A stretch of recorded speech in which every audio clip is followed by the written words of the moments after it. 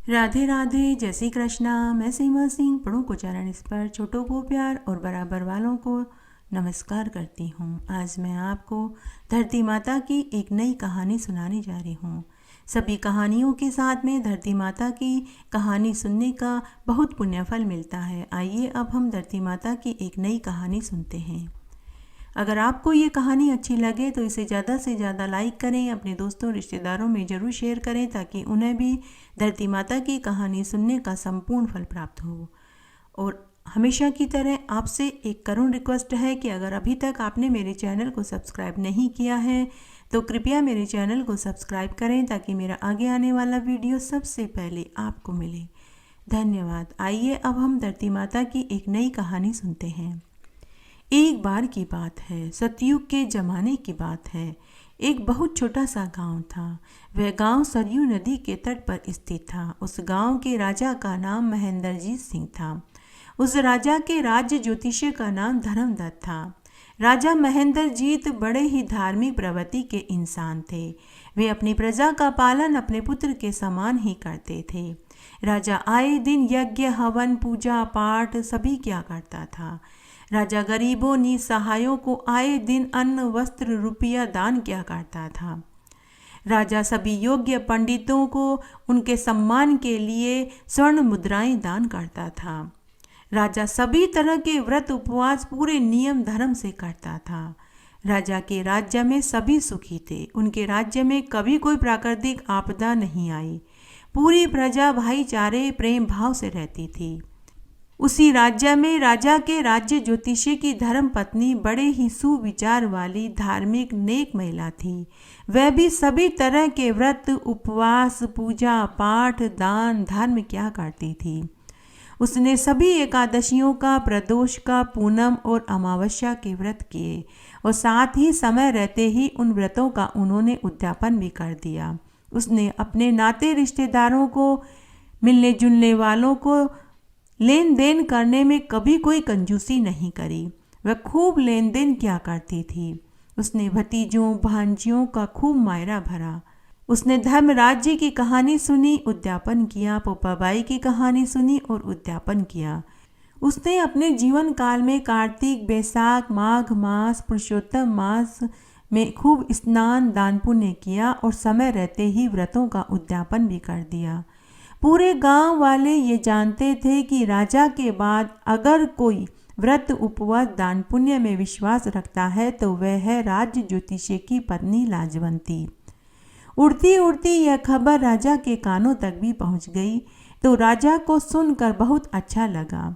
राजा money मन सोचने लगा कि एक औरत होकर इतने धर्म कर्म करती है, यह तो बहुत अच्छी बात है।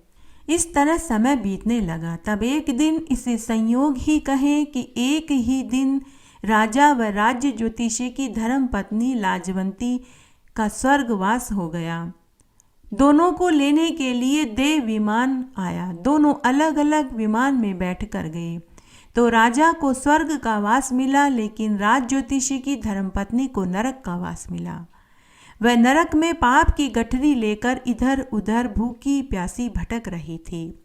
पाप की गठरी के बोझ से वह दबी जा रही थी। उसे वहां कोई दिखाई नहीं दे रहा था, जबकि नरक और स्वर्ग के वासी सब उसे देख सकते थे। वह भूखी प्यासी 3 दिन तक भटकती रही। वह पाप की गठरी के बोझ के कारण न बैठ सकती थी, न ही सो सकती थी। उसे खाने पीने को भी कुछ नहीं मिला। तब चौथे दिन राजा महेंद्रजीत सिंह स्वर्ग के बगीचे में सुबह सुबह टहल रहे थे तो उन्होंने देखा कि उनके राज ज्योतिषी की पत्नी बेसुध नरक में इधर उधर घूम रही है। उसके सिर पर भारी सी गठरी रखी हुई है। राजा उसे देख सकते थे, लेकिन वो राजा को नहीं देख सकती थी। तब राजा उसके पास पहुंचे और बोले कि हे कल्याणी, मैं राजा महेंद्रजीत हूँ। तुम मेरे राज्य ज्योतिषी की धर्म पत्नी हो। हे भद्रे, तुम्हारी ये हालत क्यों हुई, जबकि तुमने तो अपने जीवन काल में खूब दान पुण्य और व्रत उपवास किए थे। तुम मुझे बताओ, मैं तुम्हारी क्या मदद कर सकता हूँ। तब लाजवंती रोती हुई बोली कि हे महाराज, मैं आपको देख नहीं पा रही। हे महाराज, मेरे सिर पर एक बहुत भारी गठरी पड़ी है। इस गठरी को न तो मैं उतार सकती हूँ न ही हटा सकती हूँ। हे महाराज, मैं आपको देख भी नहीं पा रही। हे महाराज, मुझे स्वयं नहीं मालूम कि मेरी यह अवस्था क्यों हुई। मैं किसी को न देख सकती हूँ न मैं कुछ खा पी सकती हूँ। मैं 3 दिन से भूखी प्यासी इधर उधर भटक रही हूँ। तभी राजा महेंद्रजीत सिंह ने नारद मुनि को याद किया। उसी समय नारद मुनि वहां प्रकट हो गए। नारद मुनि ने राजा से कहा कि हे राजन, तुमने मुझे किस लिए याद किया। तब राजा ने नारद मुनि से लाजवंती के दुख का कारण पूछा। तब नारद मुनि बोले कि हे राजन, इसके सिर पर जो ये गठरी है, यह पाप की गठरी है। जब तक यह गठरी इसके सिर पर रहेगी तब तक इसे कोई दिखाई नहीं देगा। तब तक यह नरक में इसी तरह भूखी प्यासी घूमती रहेगी। तब लाजवंती नारद मुनि से बोली कि हे देव ऋषि, मैं आपको देख नहीं पा रही, सिर्फ मैं आपकी आवाज़ सुन पा रही हूँ। हे देव ऋषि, मैंने अपने जीवन काल में खूब दान पुण्य व्रत उपवास किए, फिर मुझे नरक क्यों मिला। मैंने तो अपने जीवन काल में कोई पाप नहीं किया, फिर मेरे सिर पर पाप की गठरी होने का क्या कारण है। तब नारद मुनि बोले कि हे कल्याणी, तुमने अपने जीवन काल में खूब व्रत उपवास और दान पुण्य किए, इसीलिए तुम्हें नरक की कठोर यातनाएं नहीं सहनी पड़ रही। और रही बात तुम्हारे सिर पर पाप की गठरी होने की, तो हे पदरे, माना कि तुमने जान करके कोई गलत काम नहीं किया, लेकिन अनजाने में तुमसे कई पाप हुए हैं जो कि हर किसी से होते हैं। और वो चलते फिरते उठते बैठते समय छोटे छोटे जीव जिनावर मक्खी चींटी कीड़े के मरने से होते हैं, जिसका ज्ञान किसी को नहीं होता। किसी के मन को कठोर अप्रिय शब्द बोलना भी पाप की श्रेणी में आते हैं। हे कल्याणी, पाप जल्दी जल्दी कई गुना होकर बढ़ते रहते हैं और धर्म धीरे धीरे बढ़ता है। तब लाजवंती बोली कि हे देव ऋषि, ये राजा जी भी हमारे ही गांव के हैं। जो इन्होंने धर्म कर्म किया, वही धर्म कर्म मैंने अपनी सामर्थ्य के अनुसार किए, फिर इन्हें स्वर्ग और मुझे नरक क्यों मिला। तो नारद मुनि बोले कि हे कल्याणी, इस राजा से भी अनजाने में कई छोटे बड़े पाप हुए थे, लेकिन इन्होंने जीवित रहते ही धरती माता की 7 दिन तक कहानी सुनी, व्रत किया और बाद में उद्यापन कर दिया। हे कल्याणी, इन राजा के सभी अनजाने में हुए पाप धरती माता का व्रत करने से धरती पर ही रह गए, लेकिन तुमने धरती माता के नाम से न तो व्रत किया, न कहानी सुनी और न ही उद्यापन किया। इससे तुम्हारे सभी पाप यहाँ तक आ गए। हे कल्याणी, जब तक तुम्हारे सिर पर पाप की गठरी रहेगी, तुम यहाँ किसी को देख नहीं पाओगी। साथ ही कल्याणी, तुम्हें स्वर्ग ही मिला था, लेकिन इस पाप की गठरी को लेकर तुम स्वर्ग में प्रवेश नहीं कर सकती। तब लाजवंती और राजा दोनों ने एक ही प्रश्न नारद मुनि से किया कि हे देव ऋषि, अब इसका क्या निवारण हो सकता है, आप इसका कोई उपाय बताइए। तब नारद मुनि बोले कि हे कल्याणी, अब इसका तो एक ही उपाय है। अगर तुम्हारे बेटा बहू 7 दिन तक पीपल के पेड़ के नीचे बैठकर धरती माता की कहानी किसी ब्राह्मणी से सुने और 7 दिन बाद धरती माता के व्रत का उद्यापन करे और उद्यापन में 1.25 मीटर लाल 1.25 मीटर सफ़ेद कपड़ा, नारियल 11 या 21 रुपये दक्षिणा के उसी ब्राह्मणी को भोजन कराकर दान में देवें, जिससे 7 दिन तक कहानी सुनी जाए।